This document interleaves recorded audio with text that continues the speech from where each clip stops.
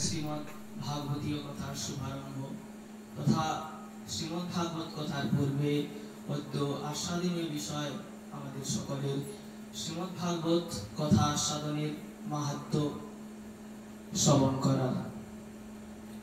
তো শ্রীমদ্ ভাগবত কথা মাহাত্ম্য শ্রবণ করার উদ্দেশ্য একমাত্র এই কারণেই যে ভাগবত যে আমরা আগামী সপ্তাহ শ্রবণ করব, তো সেই শ্রবণ করার পূর্বে কেনই বা সপ্ত দিবসীয় আমরা এই কর্ম বা এই উৎসব যার যে অভিপ্রায় বলেন, তো এটা আমরা কেনই বা অনুষ্ঠান করে থাকি। তো তার পূর্বে আমাদেরকে তার জন্য সেই মাহাত্ম্য কথা শ্রবণ করতে হয়। তো সেই জন্যই অদ্য দিবসীয় কথা সেই উপলক্ষে অর্থাৎ ভাগবতীয় যে সপ্তাহ ভগবত সপ্তাহ, সেই সপ্তাহের করণের উদ্দেশ্য, প্রয়োজনীয়তা এবং করার পরে কি ফল এবং কি লাভ হয়। কারণ কোনো কার্য করার পরে যদি তার ফল ঠিকমতো না হয় তাহলে সেই কর্ম করে কোনো লাভ হয় না।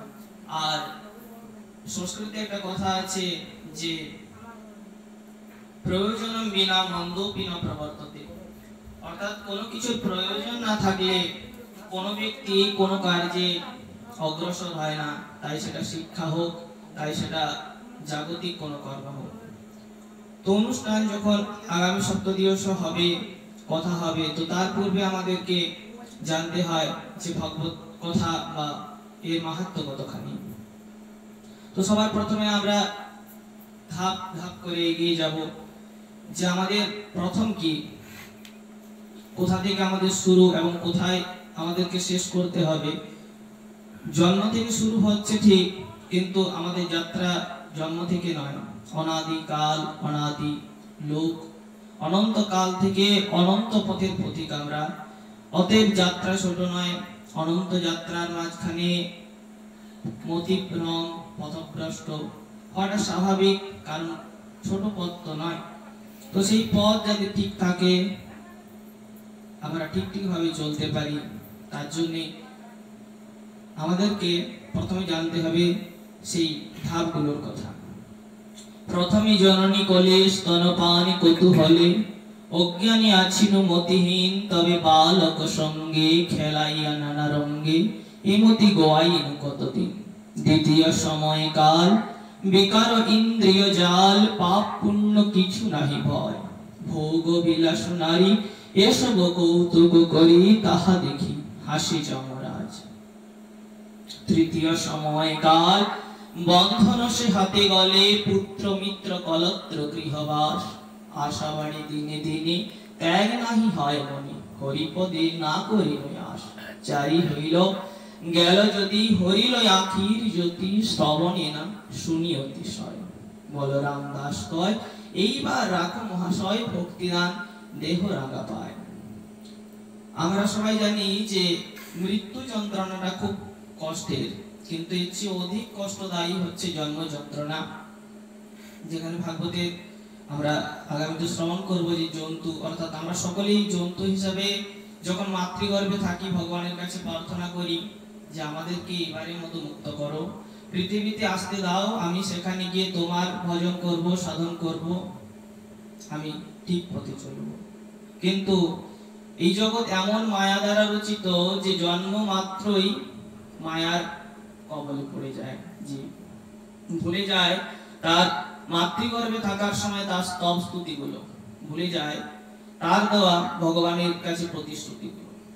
তাই ভুলে যাওয়ার পরে যখন আসার পরে ভাগবত গ্রন্থাদি গুরুজনেরা যখন আমাদেরকে সেই মুখে নিয়ে যাওয়ার চেষ্টা করেন, কিন্তু আমাদের মায়া এতটাই আমাদেরকে মোহিত করে রাখে যে বুঝবার ক্ষমতা হয় না। হবে না এমনটা নয়, কিন্তু সেদিন আর সময় থাকবে না। কারণ বলছেন যে প্রথমে জননী কোলে স্তনপান কৌতূহলে, অজ্ঞানী আছিনু মতিহীন। যখন প্রথম জন্ম হলো তখন তো কোনো বোধ ছিল না, তখন মাতৃ স্তন দুগ্ধ পান আর কৌতূহলের বশতই সময় কেটে গিয়েছে। দ্বিতীয় সময়কাল যেটা যৌবনের সময়কাল, তো সেই সময় কি হয়, পাপ পুণ্যের ভয় থাকে না, কি করছি কি ভুল কি ঠিক এই সমস্ত কিছু কোনো বাধা থাকে না, সবকিছুকে নিয়ে তুফানের মতো উড়ে যাওয়ার একটা প্রবল ইচ্ছা। দ্বিতীয় সময়ে কাল বিকার ইন্দ্রিয় জাল, পাপ পুণ্য কিছু নাহি ভয়, ভোগ বিলাস নারী এসব কৌতুক করি, তাহা দেখি হাসে যমরাজ। এখানে মহাজনেরা বলছেন যে দ্বিতীয় সময়কাল ভোগ বিলাস নারী এসব কৌতুক করি, তা ভোগ বিলাসের জন্য যে বিষয়বস্তু বা যে স্ত্রী পুত্র কন্যা পরিজন এইগুলোর ব্যবস্থা তো তারাই করেছেন, গৃহস্থ তো একটা আশ্রম, তাহলে ভোগ বিলাস নারী পদ কেন লিখছেন?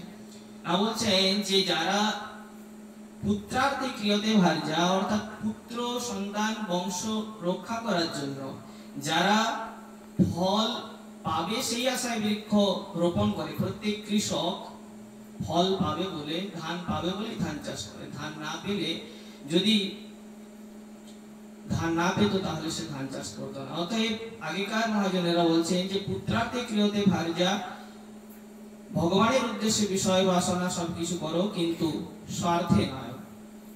তো এখানে দ্বিতীয় সময়কালে সেই মুখটা ঘুরিয়ে গিয়ে অন্য মুখের কথা বলছেন যে যখন কোনো ভয় থাকে না তখন তার পথটাও ভুল হয়ে যায়, তখন সে পুত্রার্থে ক্রিয়তে ভার্যা, ভগবানের উদ্দেশ্যে বিষয় এই সমস্ত কিছু চিন্তাধারা থাকে না, সে আপন মানসিক তৃপ্তি হয় না যদিও, কিন্তু তার লালসায় সে মরিচিকার মতো ভ্রমে ছুটতে থাকে। তো এখন আমরা তো সকলের ঔষধ সেবন করি ঠিক, প্রত্যেক রোগ ব্যাধির বর্তমান চিকিৎসকেরা ঔষধ নির্মাণ করতে পেরেছেন, কিন্তু এটা তো শারীরিক। মানসিক যে একটা রোগ থাকে, মনের যেটা রোগ, যেটা প্রত্যেক ব্যক্তিকে জন্ম থেকে শুরু করে আমৃত্যু পর্যন্ত তাকে ছাড়ে না, কিন্তু এখনো পর্যন্ত কোনো এমন চিকিৎসক নেই যে মনের ঔষধ বের করতে পেরেছে। একমাত্র সেই ঔষধ আমাদের পূর্বপুরুষরাই লিখে গিয়েছেন, সেই গীতার শ্লোকের অনুযায়ী, যে মনের তিনটে প্রকারের, যে আমাদের সবসময় আদি দৈবিক, আধ্যাত্মিক এবং আদি ভৌতিক, এই ত্রিতাপ দুঃখ তো আমাদেরকে জর্জরিত করছে, কিন্তু সবটা দুঃখটাই আমাদের কিন্তু মনের কাছে গিয়ে পৌঁছাচ্ছে। আমাদের অনেক সময় দেখা যায় হাতে কেটে গিয়েছে বুঝতে পারিনি, কিন্তু যদি আবার কোন সময় হাতে কেটে গিয়েছে সেটাই আবার অনেক সময় মনের কাছে গিয়ে খুব সাড়া দেয়, যেটা থেকে কি হবে না হবে। তো সবকিছু দুঃখ যন্ত্রণাগুলো মন থেকেই সৃষ্টি হয়, কিন্তু এখনো পর্যন্ত কেউ সন্ধান করেনি, মানে এইরকম চিকিৎসক ভাবে যে মনের কি ঔষধ হতে পারে। আসলে মনের ঔষধটা ওইভাবে হয় না, মন একটা শান্ত বস্তুর কাছে গেলে শান্ত হয়। গান হতো কিংবা কোনো বাদ্যযন্ত্রাদি হতো, তাহলে সবার মনের অবস্থাগুলো তাদৃশই হয়ে যেত। তা মন কিন্তু সবসময় শান্ত হতে চায়। এই শান্ত ভগবত সম্মুখে যতক্ষণ না পর্যন্ত না পৌঁছাচ্ছে, ততক্ষণ পর্যন্ত মনের যে দুঃখগুলো, মানসিক যে পীড়া, এই পীড়া থেকে মুক্ত হতে পারে না। আর এটা জন্ম জন্মান্তর অনন্তকালের এই ব্যাধি, যে আদি দৈবিক, আধ্যাত্মিক আদি দৈবিক, এটা যতদিন না পর্যন্ত সে ভগবানের কাছে না পৌঁছাচ্ছে, যতক্ষণ না পর্যন্ত তার মুক্তি না হচ্ছে, ততক্ষণ পর্যন্ত সে মুক্ত হতে পারে না। অতএব এই মুক্তির উদ্দেশ্য সকলেরই আছে, সন্ধান সকলেই করছে, কিভাবে আমি সুখী থাকি। সেই সুখের সন্ধানে সে আবার দুঃখটাকে কুড়িয়ে নিয়ে আবার দুঃখ পাচ্ছে, কিন্তু চাইছে সকলে সুখ। আর এই সুখের সন্ধানেই বারবার তাকে কষ্ট পেতে হচ্ছে, কিন্তু কষ্ট পাওয়া সত্ত্বেও সে কোথায় গেলে সে ঔষধের সন্ধান পাওয়া যায় বা কিভাবে নিরাময় হয়, এই চিন্তা কেউ করে না। ভাগবত সপ্তাহ শ্রবণ সকলেই করেছে, কিন্তু আমরা যাদের এখানে মাহাত্ম্যে ভাগবতের মধ্যে যে দুটো চরিত্রের এখানে বর্ণনা করা হয়েছে, এক ভক্তি দেবীর আর এক গোকর্ণের উপাখ্যানের, এই দুটো কথা আমরা বারবার বহুবার শ্রবণ করেছি। আমাদের গ্রামে অন্যত্র বহুবার ভাগবত কথা শ্রবণ হয়ে গিয়েছে। সকলেরই শোনা আছে যে যখন গোকর্ণ সেখানে তার ভাগবত সপ্তাহ শেষ হলো, তখন আকাশ থেকে বিমান নেমে আসলো এবং তাদেরকে নিয়ে গেল ধুন্ধকারীকে। তো এর পরের বার আবার গোকর্ণ এবং তার সভা পরিকর যারা ছিলেন তাদের সকলকে নিয়ে গেল। তাহলে কেন বা আমাদের রথ আসছে না? তাহলে কি আমরা যথাবৃষ্টি মরুস্থলে করছি? শুধুমাত্র অর্থের ব্যয় আর সময়ের অপচয়। যে কর্ম করতে হয় তার কর্মের পূর্বে আমাদেরকে তার 4টে ধাপ জানতে হয়। পড়াশোনা হোক, রান্না হোক, যে কিছু কাজ হোক, ভালো করে বিচার করলে দেখা যায় 4টে ধাপে আমরা এগিয়ে যাই। সেই 4টে ধাপ কি না, অধিকারী সম্বন্ধ বিষয় প্রয়োজন। অধিকারী সবার প্রথম আসে অধিকারী। যদি আমি মাধ্যমিক না দিই তাহলে কিন্তু আমি উচ্চ মাধ্যমিক দেওয়ার অধিকারী হব না। যদি আমি ওইতে না হয় বা ব্রাহ্মণের যদি ছেলে না হই তাহলে কিন্তু আমি শালিগ্রাম শিলা স্পর্শের অধিকারী হব না। তো প্রথম অধিকারী হতে হয়, যেটা আমরা ভগবানের কাছে বা ভগবত কথা শ্রবণের জন্য অধিকারী জন্মমাত্রই হয়ে থাকে। অনেক সময় বলা হয় যে মেয়েদের শালিগ্রাম শিলা স্পর্শে অনুচিত, অতএব তারা অধিকারী নয়। তো সবার প্রথম যেটা আসে সেটা হলো অধিকারী। এই অধিকারী হলাম তো আমরা সকলেই। এরপরে অধিকারী সম্বন্ধ বিষয় প্রয়োজন। আচ্ছা, তাহলে সম্বন্ধটা কি? এখন এটা যেদিক থেকে আমরা ভাববো সেদিক থেকে, এখন ভাগবত কথা শ্রবণের উদ্দেশ্যে আমরা ব্রতী হয়েছি, তো আমাদেরকে বারবার দেখতে হবে যে আমাদের যে ধাপগুলো আমি বলছি সেগুলো ভাগবতের সাথে কতটা ওতপ্রোত যুক্ত আছে। কিন্তু এটা জীবনের যে কোনো দিক থেকে দেখা হোক না কেন, তাই শিক্ষা হোক, তাই দীক্ষা হোক, তাই কর্মসংস্থান হোক, তাই আধ্যাত্মিক জগৎ হোক, জাগতিক জগৎ হোক, কিংবা বৈরাগ্যিক জগৎ হোক, সন্ন্যাস জগৎ হোক, যে কোনো মার্গই হোক না কেন, যোগ মার্গ হোক, জ্ঞান মার্গ হোক, কর্ম মার্গ হোক, সব মার্গই কিন্তু এই ব্যক্তি রেখে যেতে পারে না। সবাই প্রথমে অধিকারী দেখে, তারপরে দেখে অধিকারী সম্বন্ধ, ওটার সাথে আমার সম্বন্ধ কি আছে। আমার ব্রেন খুব ভালো, আমি ইঞ্জিনিয়ারিং মতো আমার ব্রেন, তাহলে আমি ব্রেনের মানে ইঞ্জিনিয়ারিং যে শিক্ষাটা, সেই শিক্ষার সাথে আমার ব্রেনের সংযোগ আছে, তবে গিয়ে আমি ওই লাইনে পড়াশোনা করব। যদি আমার ব্রেন না থাকে আমি কিন্তু ওই লাইনে পড়াশোনা করব না।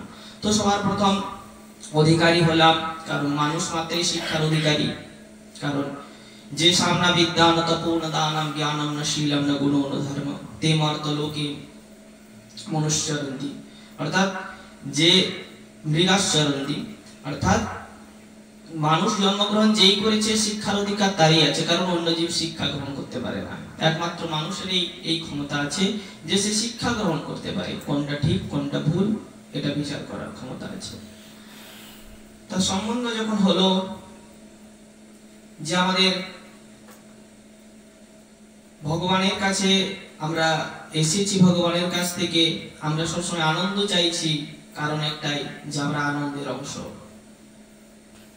একটা ছেলে যেমন বারবার মায়ের সন্ধান করে, বারবার সে মায়ের খোঁজ করে, কারণ সে মা তার অংশ হিসাবে, তেমনি ভগবানের অংশ হওয়ার জন্য সে বারবার আনন্দের খোঁজ করে, কারণ সে আনন্দ থেকে সৃষ্টি। তা আনন্দের খোঁজ করে দেওয়ার জন্য এখন সম্বন্ধ হলো, সে বুঝতে পারলো যে ভগবানের সাথে তো আমার সম্বন্ধটা আছে, কারণ আমি তার থেকেই সৃষ্টি, আমাকে আবার যেতে হবে হয়তো 60 বছর কিংবা 70 বছর। সেটার মধ্যে আবার বিভাজন করলে দেখা যায় যে তার অর্ধেক আমরা ঘুমিয়ে কেটে দিই, ঘুমিয়ে চলে যায়। 60 বছরে থাকলে 30 বছর ঘুমিয়ে চলে যায়, বাকি বছরগুলো খেলাধুলো, খাওয়া, ঘুমানো ইত্যাদির মাঝখানে অনেকটা সময় পেরিয়ে যায়। হাতে থাকে যদি যোগ করা হয় কয়েকটা বছর মাত্র, যেটা আমাদের নিজের জন্য কর্ম করা, বাকি সবকিছুটাই খেয়ে ঘুমিয়ে চলে যায়। তো সম্বন্ধ জানার পরেও এরপরে জানতে হয় যে যে ভগবানকে আমি দেখি নাই, যে ভগবানকে বলছেন অবাক মনস্য গোচরম, যাকে বাক্য দ্বারা বোঝানো যায় না, যাকে ভাবের দ্বারা বোঝানো যায় না, যাকে ব্যক্ত করা যায় না, যে অব্যক্ত, আমি যাকে না জানলে ওই দুঃখ দূর হবে না, তাহলে সেই ভগবানকে বুঝবো কিভাবে? এখন সেই ভগবানকে বুঝার উপায় গ্রন্থকারেরা বলছেন যে তাকে তোমার ভাবগ্রাহী জনার্দন, অর্থাৎ ভাবের মাধ্যমেই তোমাকে অনুভবের, এখানে বায়ু আছে, তুমি কিভাবে বুঝতে পারছো? অনুভব দ্বারা।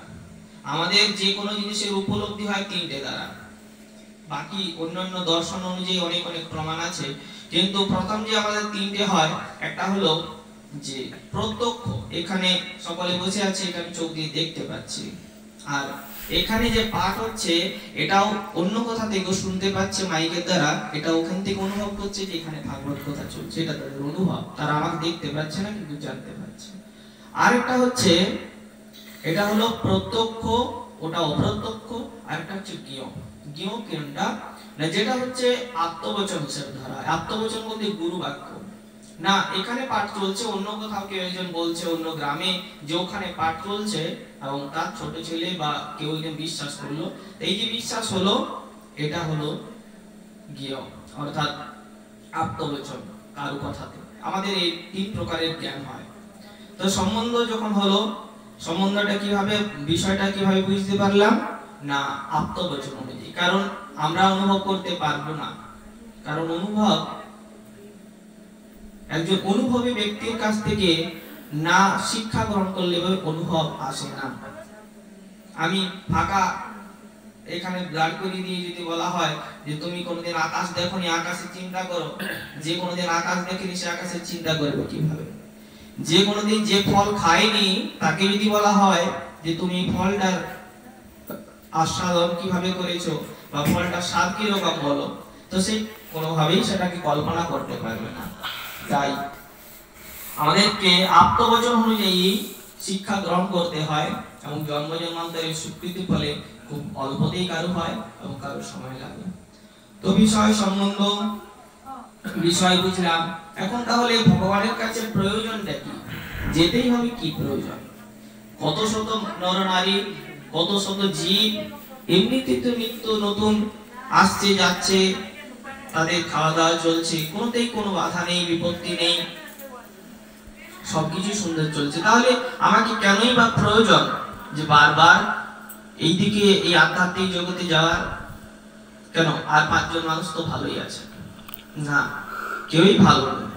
ভালো আছে তারাই যারা এই পথে আছে, কারণ এই পথে গেলে তাদের সমভাবতা আসে, এই পথে এলে তাদের মায়া বন্ধন থাকে না, তারা সবকিছুর থেকেও ওই পদ্মপত্র বিভাঙ্গসী, অর্থাৎ পদ্মপাতার মধ্যে জলবিন্দু যেরকম ভাবে থাকে, আধ্যাত্মিক জগতে চলার ব্যক্তিরাও ঠিক তেমন ভাবে থাকে। তাদেরকে কেউ স্পর্শ করতে পারে না, মানে মায়া। আর মায়া যাকে স্পর্শ করতে পারে না তার এই জগতের বিষয় নিয়েও কোনো কাজ নেই।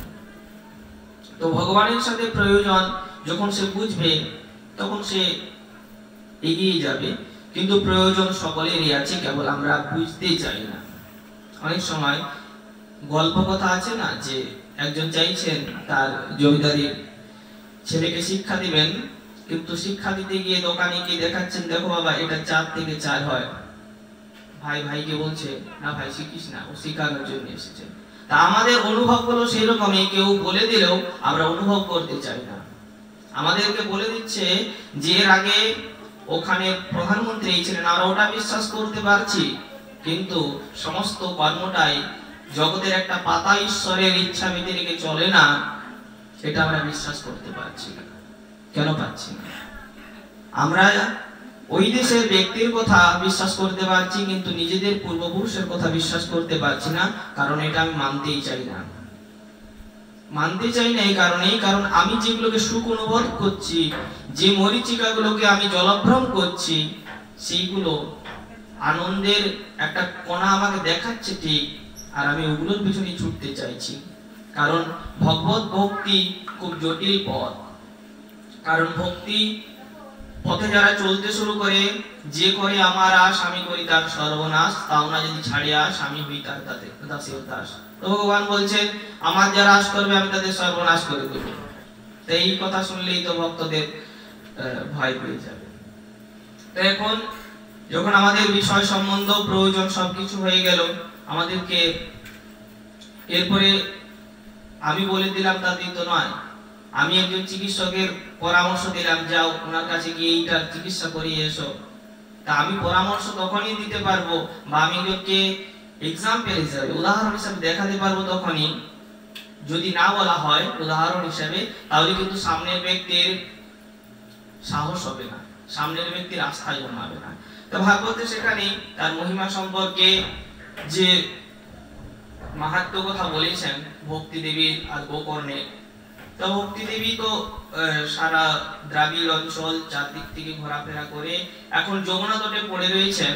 এটা হলো কি, আমাদের সকলের প্রয়োজন আছে ভাগবত কথা শ্রবণের, কারণ ভাগবত হচ্ছে কলিকালের এই একমাত্র পথ, যে পথে দ্বারাই একমাত্র মুক্তি পাওয়া যায়, আর কোনো পথ নাই।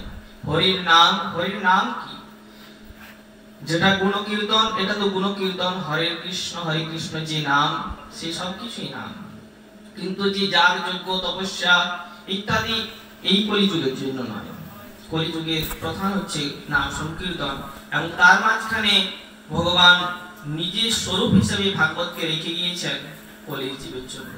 কারণ পরীক্ষিতকে যখন একবার জিজ্ঞেস করা হচ্ছে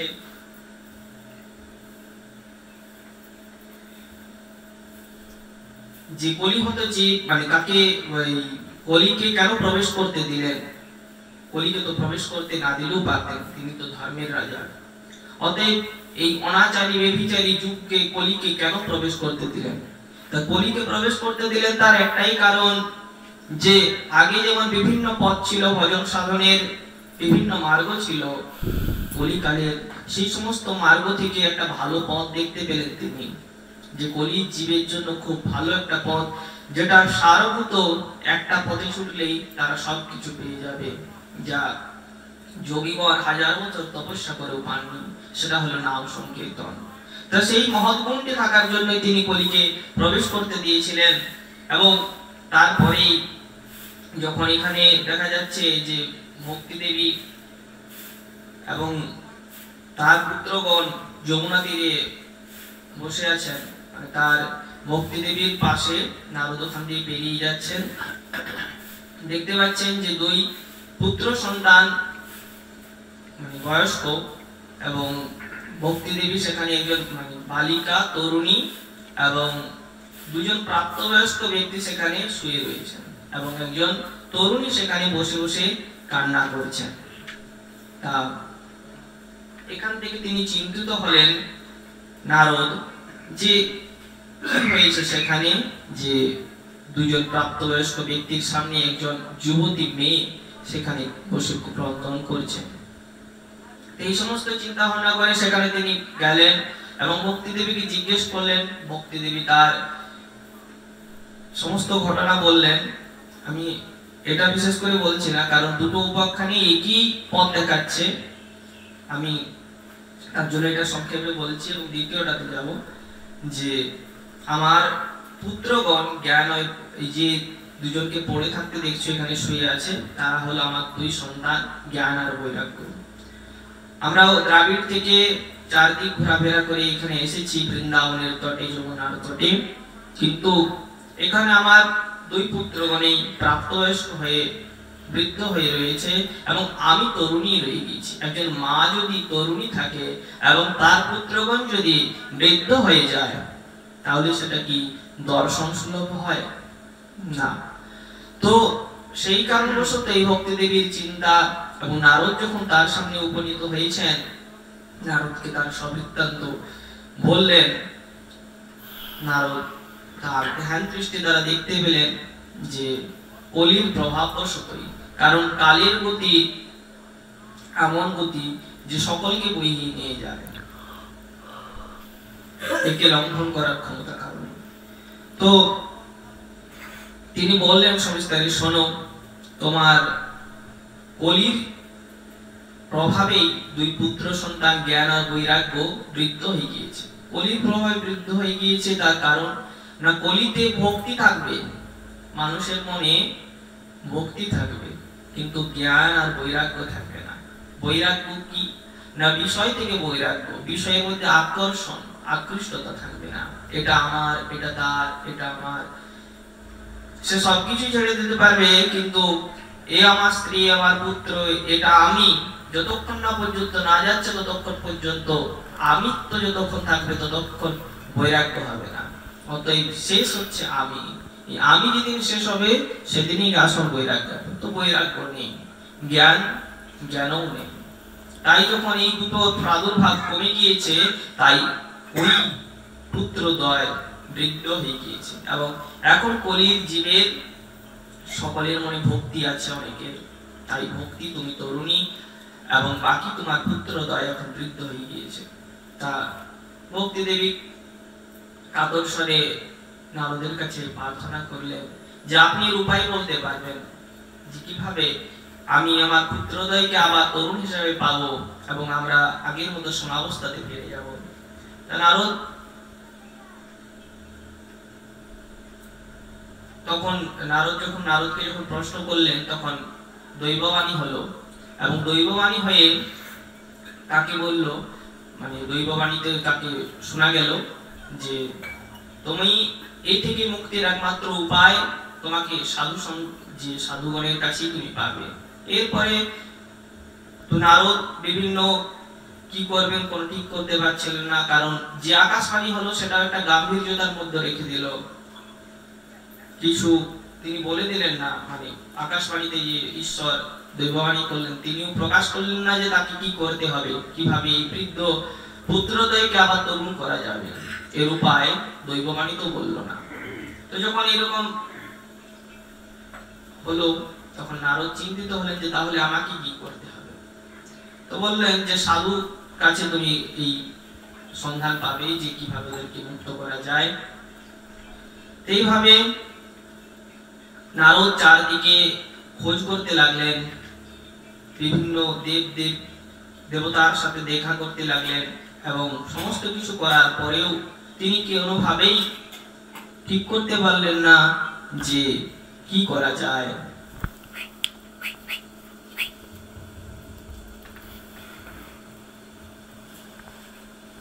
এরপরে নারদ বিষণ্ণ চিত্তে বসে রয়েছেন, কারণ যখনই মন ভারাক্রান্ত হয় তখন মুখের মধ্যে সে মনের দর্পণ হচ্ছে মুখ। মন যদি ভারাক্রান্ত হয় সেটা মুখ দেখলেই বোঝা যায়। তিনি বিষণ্ণ চিত্তে রয়েছেন এবং সেখানেই সনকাদি ঋষিগণ তারা এসেছেন এবং তাকে দেখে জিজ্ঞেস করলেন তোমার কি হয়েছে বৎস। তা নারদ ওই বালক দ্বয়কে ঠিক করতে পারবো। আপনারা সব সময় হরির স্মরণ করে রয়েছেন, আপনারা নিত্য সিদ্ধ, অতএব আপনারা বলতে পারবেন। পুরাকল্পে আপনাদের ভ্রুকুটি মাত্রে ভগবানের যে দ্বারপাল ছিলেন জয়বিজন, তারা মর্তলোকে আসলেন, বৈকুণ্ঠ থেকে তারা মর্তে নামিয়ে দিলেন, অতএব আপনারা সবকিছু করতে পারবেন। অতএব বলুন কিভাবে আমি এদেরকে মুক্ত করব। সনকাদি কুমারগণ বললেন, দেবর্ষি আপনি চিন্তা করবেন না, মনে আনন্দ রাখুন, এদের উদ্ধারের একটা অতি সহজ উপায় আছে। হে নারদ, আপনি ধন্য, আপনি বৈরাগীদের মধ্যে শ্রেষ্ঠতম এবং শ্রীকৃষ্ণের দাসগণের শাশ্বত পথপ্রদর্শক এবং ভক্তিযোগের ভাস্কর, মানে ভক্তিযোগ মানে ভাস্কর মানে সূর্য, ভক্তিযোগের সূর্য। আপনি ভক্তির জন্য যে উদ্যোগ করেছেন তা আপনার পক্ষে কোনো আশ্চর্য ব্যাপার নয়, এটা স্বাভাবিক ব্যাপার যে আপনি এই পথ অবলম্বন করছেন। তারপরে মুনি ঋষিরা তো সংসারে অনেক রকম সাধন মার্গ প্রকটিত করেছেন, কিন্তু সেই সব মার্গই কষ্টসাধ্য, যেগুলো কাউকে যদি বলা হয় ভোরবেলা 3টে থেকে উঠে ভজন সাধন করো, স্নান জপ করে কোথায় গাছের তলায়, সে পারবে না। কিন্তু তাকে যদি বলা হয় খাইতে শুইতে যথাযথা নাম লয় তার সর্বসিদ্ধি হয়, সে অনায়াসে নামটা করতে পারবে। তাই ভজন সাধনের মার্গগুলো খুব কষ্টসাধ্য, পরিণামে তারা প্রায় স্বর্গপ্রাপ্তি করায়। এই যে পথগুলো যেগুলো দেখায় এগুলো শুধুমাত্র স্বর্গপ্রাপ্তি পর্যন্ত পৌঁছাতে পারে, তার বেশি নয়। ভগবানকে পাওয়ার যে সাধনা তা আজ পর্যন্ত গুপ্তই থেকে গেছে। ভগবানকে পাওয়ার জন্য নানা ব্যক্তি নানা পথ দেখিয়ে দিতে পারেন, কিন্তু যিনি পথ দেখেছেন তিনি তো আজ নেই। এখন তার পরবর্তীতে যারা পথ দেখাচ্ছেন সে পথগুলো গুপ্তই। তার উপদেষ্টা পুরুষ তো অতি সৌভাগ্যের ফলে কদাচিৎ পাওয়া যায়, অর্থাৎ কোটি ভাগ্যের ফলে বৈষ্ণব আসিয়া মিলে। অর্থাৎ যেমন কোটি ভাগ্যের ফলে একজন বৈষ্ণব ঘরে আগমন করেন, এখন তো সেটা অনেকের ভাগ্য মনে করেন না, অনেকের জ্বালাবোধ করেন। বাড়িতে বৈষ্ণব মিলে তাকে বিভিন্ন ভাবে আয়োজন করতে লাগে, একটা শুদ্ধতার মধ্যে রাখতে, এটা একটা কষ্টদায়ক হয়ে গেছে। কিন্তু তারা তো মূঢ়, বুঝে না তারা আসলে জীবনের স্বাচ্ছন্দ্যটা মরীচিকার ভ্রমের মতো ছুটছে। যাই হোক, তো এটা অনেক সৌভাগ্যের ফলে মিলে যে ভগবানের কিভাবে পাওয়া যায় তার উপদেষ্টা অর্থাৎ গুরু অনেক সৌভাগ্যের ফলে মিলে যে ঠিক পথে নিয়ে যায়। দৈববাণী আপনাকে যে সৎকর্মের ইঙ্গিত দিয়েছেন, আমরা আপনাকে তাই বলতে এসেছি। আপনি প্রসন্ন মনে একাগ্রচিত্ত হয়ে শুনুন। হে নারদ, দ্রব্যযজ্ঞ, তপযজ্ঞ, যোগযজ্ঞ, স্বাধ্যায়, জ্ঞানযজ্ঞ, এগুলো স্বর্গাদি লাভের কর্মের ইঙ্গিত বহন করে। অর্থাৎ যারা যজ্ঞ করেছিলেন, দেখা যায় ভাগবতে যখন আমরা আগামীতে শ্রবণ করব, যে ঋষিগণ বহু বছর পর্যন্ত তপস্যা করে যাচ্ছেন, যজ্ঞ করে যাচ্ছেন, চুল লাল হয়ে গিয়েছে, দাড়ি পেকে গিয়েছে, সবকিছু বিভৎস চেহারা হয়ে গিয়েছে, কিন্তু তারা এখনো পর্যন্ত ভগবানকে চিনতে পারেননি। তার স্ত্রীগণ, রমণীগণ, তারা আপনার কৃষ্ণের পিছনে ছুটছেন খাবারের থালা নিয়ে। তো যে পথগুলো দেখানো হচ্ছে, দ্রব্যযজ্ঞ, তপযজ্ঞ, জ্ঞানযজ্ঞ, যে কোনো যজ্ঞই হোক না কেন, স্বাধ্যায় যজ্ঞ, এগুলো শুধুমাত্র স্বর্গাদি পর্যন্তই ইঙ্গিত বহন করে। বলা হচ্ছে না যে তুমি স্বর্গ যাবে বা স্বর্গের পর্যন্ত পৌঁছাতে পারবে, তোমাকে বলে দেওয়া হলো দ্রব্যযজ্ঞ অর্থাৎ দ্রব্য দান করো, তপ করো, তপস্যা করো। স্বাধ্যায় মানে হচ্ছে রোজ আমরা যে পড়াশোনা করি, এগুলো স্বাধ্যায়। বেদ, গীতা, ভাগবত, যে কিছুই হোক, এগুলো স্বর্গ পর্যন্ত পৌঁছাতে পারে। পণ্ডিতগণ জ্ঞানযজ্ঞকেই মুক্তির দায়ক কর্মের সূচক বলে মনে করেন। সেই কর্ম শ্রীমদ ভাগবতের পারায়ণ। যারা পণ্ডিত, তারা কি বলেন যে এই জ্ঞানযজ্ঞ অর্থাৎ ভাগবত কথা, ভগবানের কথা শ্রবণ করাটাই বা কীর্তন করাটাই হচ্ছে মুক্তির একমাত্র পথ। শ্রীমদ ভাগবতের শব্দ কানে গেলেই ভক্তি, জ্ঞান ও বৈরাগ্যের মহাশক্তি লাভ করে। অনেকেই হয়তো জানে না যে কথা শ্রবণ করতে তারা অনেকক্ষণ পর্যন্ত বসে থাকে, এই গ্রন্থ কোনো সাধারণ গ্রন্থ নয়। এটা হলো ভাগবতে হচ্ছে তার বিদ্যাবত্তার পরীক্ষা। অর্থাৎ একটা স্টুডেন্ট মানে ছাত্র, তার শেষ শিক্ষা হচ্ছে ভাগবত শিক্ষা। আর এটা আমাদের কথা নয়, যারাই মানুষের যে জগতে যে যাই কিছু বলুক না কেন, এটা ক্রমাগত সে শিখে আসছে। ছোট থেকে যদি একটা কোনো বাচ্চা ছেলেকে যদি না শেখানো হয় মা বলতে, সে কোনোদিনই শিখতে পারবে না মা শব্দটাও। তাকে যদি জঙ্গলের মধ্যে একা রেখে দেওয়া হয়, সে ভাষা ভুলে যাবে, বলতে পারবে না। তো সবকিছু দেখে শিখে, সবকিছু শুনে শিখে আমরা যেগুলো শিখছি, যেগুলো বলছি, সেগুলো ক্রমাগত চলে আসা সেই মহাপুরুষদের কথাগুলো। তারাই বলছেন যে বিদ্যার রম্য থেকে বিদ্যার শেষ হচ্ছে সেখানেই, যেখানে তার ভাগবত শিক্ষা হবে। তো ভাগবত শিক্ষাই হচ্ছে চূড়ান্ত শিক্ষা। সিংহের গর্জন শুনলে যেমন নেকড়ে বাঘেরা পালায়, তেমনি শ্রীমদ ভাগবতের ধ্বনিতে কলিযুগের সমস্ত দোষ নষ্ট হয়ে যায়। এই যে তুলসী কাননম যত্র যত্র পদ্মনামিচ, যেখানে ভাগবত কথা হয়, যেখানে ভগবানের কথা হয়, আমরা দেখতে পাবো যে সেখানেই ভক্তি দেবী এবং সমগ্র দেবদেবীরা, যাদেরকে তপস্যা করে পাচ্ছে না, তারাও কিন্তু এখানে বিরাজ থাকেন। কারণ এটা হচ্ছে দেবতাদের দুর্লভ একটা ধন, যারা অমৃতের পরিবর্তে পাওয়া যায় না। সেটা হলো ভাগবত কথা, ভাগবত। তো সেই ভাগবতের ধ্বনিতে কি হয়, কলিযুগের সমস্ত দোষ নষ্ট হয়ে যায়। তখন প্রেম ও রস প্রবাহিনী ভক্তি তার দুই ছেলেকে নিয়ে, জ্ঞান বৈরাগ্যকে নিয়ে প্রতিটি গৃহের হৃদয়ে হৃদয়ে ক্রীড়া করেন। নারদ বলছেন, বেদ বেদান্তের ধ্বনি এবং গীতা পাঠ আমি তাদের জাগাবার চেষ্টা করেছিলাম। মানে যখন এই পুত্রোদয় ঘুমিয়েছিলেন, তখন এই বেদ পাঠ, গীতা পাঠ ইত্যাদি শ্রবণ করিয়ে ভেবেছিলাম তাদের ঘুম ভাঙাবে, তারা তো নেতৃত্ব। কিন্তু ওই বেদ গীতা দ্বারা তাদের ঘুম ভাঙেনি। তাই বলছেন সনকাদি ঋষিগণকে যে আমি ঘুম ভাঙানোর চেষ্টা করেছিলাম, অনেক চেষ্টাই করেছি, কিন্তু ঘুম ভাঙেনি তাদের। এই অবস্থায় কি ভাগবত কথা শোনালে কি তাদের ঘুম ভাঙবে? তারা কি জেগে উঠবে? আবার কি তারা তরুণ হবে এই ভাগবত কথায়? আপনারা শরণাগত বৎসল, আপনাদের দর্শন কখনো ব্যর্থ হয় না, সেই জন্য আমার এই সন্দেহ আপনারা দূর করে দিন। অর্থাৎ এই সনত কুমার যে ঋষিগণ, এনারা বয়স অনেক হতে পারে, কিন্তু এখনো পঞ্চবর্ষীয় বালক, অতএব এনাদের দর্শন করাটাও অনেক ভাগ্যের ফলে মিলে। নিত্য হতে পারেন, কিন্তু অনেক ভাগ্যের ফলে দর্শন মিলে।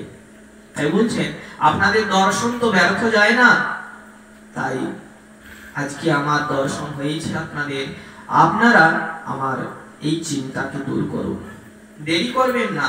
সোনাকালী বলছেন শ্রীমদ্ ভাগবতের কথা ও উপনিষদের সারাংশ নিয়ে তৈরি। যারা উপনিষদ পড়বেন তো তারা দেখতে পাবেন যে সেখানে বলছে নিশাওয়াশ্বমিদম সর্বম, যেখানে যে বাণীগুলো শোনার পরে আমাদের যারা বড় বড় কবি হয়েছেন, বড় বড় লেখক হয়েছেন, সবাই কিন্তু উপনিষদ, গীতা, ভাগবতের বাণী দ্বারাই প্রভাবিত হয়েছে। বড় বড় যে বিজ্ঞানীদেরকে আজকে বিজ্ঞানীর কথা বলছে, বিজ্ঞানীদেরকে মানছে, তারাও কিন্তু শেষ সময়ে এই জগতের অস্তিত্ব বিচার করতে গিয়ে যে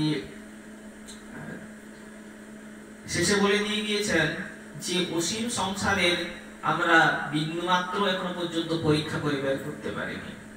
তো উপনিষদ, ভাগবত বা এই সমস্ত যে গ্রন্থগুলো, এগুলো খুব গূঢ় গ্রন্থ। এটা যে আস্বাদন করতে শুরু করে সে ওই বিজ্ঞানীর মতোই এক কোণা পর্যন্তই পৌঁছাতে পারে। এখন উপনিষদ বেদ এগুলো পুরো এক মহাসমুদ্র। মহাসমুদ্র থেকে কি করা হয়েছে না ফলস্বরূপ হওয়াতে শ্রীমদ্ ভাগবত কে অতি উত্তম মনে করা হয়েছে। অতএব এই সমুদ্র থেকে খুব সুমিষ্ট হিসাবে একটা জল বা তার সারভূত একটা বিষয় তৈরি করা হয়েছে, যেটা হলো শ্রীমদ্ ভাগবত। গাছের শিকড় থেকে শুরু করে শাখা প্রশাখা পর্যন্ত যেমন রসে সিক্ত থাকে, কিন্তু সেই অবস্থায় ওই রস আস্বাদন করা যায় না। সেই রসই বৃক্ষের ফল রূপে পরিণত হলে সংসারের সকলের কাছে প্রিয় হয়। আমরা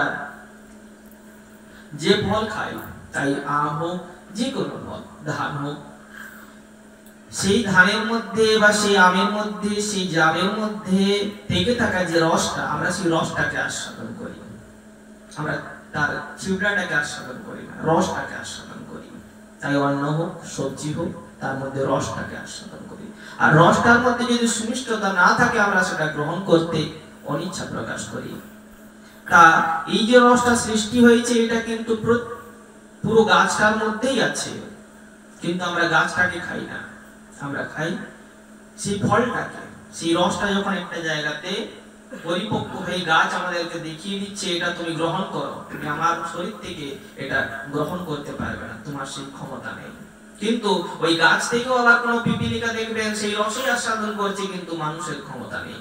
তাহলে তোমাদের ক্ষমতা নেই, তাই তোমরা এই ফলটাকে গ্রহণ করো। বেদ, উপনিষদ এগুলো মহাসমুদ্র, প্রকাণ্ড বৃক্ষ, এখানে তুমি রস আস্বাদন করতে পারবে না। তার জন্যই এটা হলো কাব্য। এখানে বলা হচ্ছে যে চতুর্বর্গ ফল প্রাপ্তি সুখালল্পধিয়ামপি কাব্যানিব যতস্তেন তস্বরূপম নিরূপ্যতে। প্রত্যেক জীবের চারটি উদ্দেশ্য, যদি কি হোক না কেন, ধর্ম, অর্থ, কাম, মোক্ষ। প্রথমে সে ধর্ম করছে, তাই সেই স্টুডেন্ট হয়ে ছাত্রের ধর্ম পালন করছে, স্ত্রী হয়ে স্ত্রীর ধর্ম পালন করছে, কিংবা যে যে বিভাগে কার্যরত সে সেই বিভাগের কার্য করছে, ধর্ম করছে, সেটা তার ধর্ম। এখন গীতার কথা ছেড়ে দিলাম। গীতায় আমাদের বর্ণের সৃষ্টি করেছেন, ব্রাহ্মণ, ক্ষত্রিয়, বৈশ্য, শূদ্র।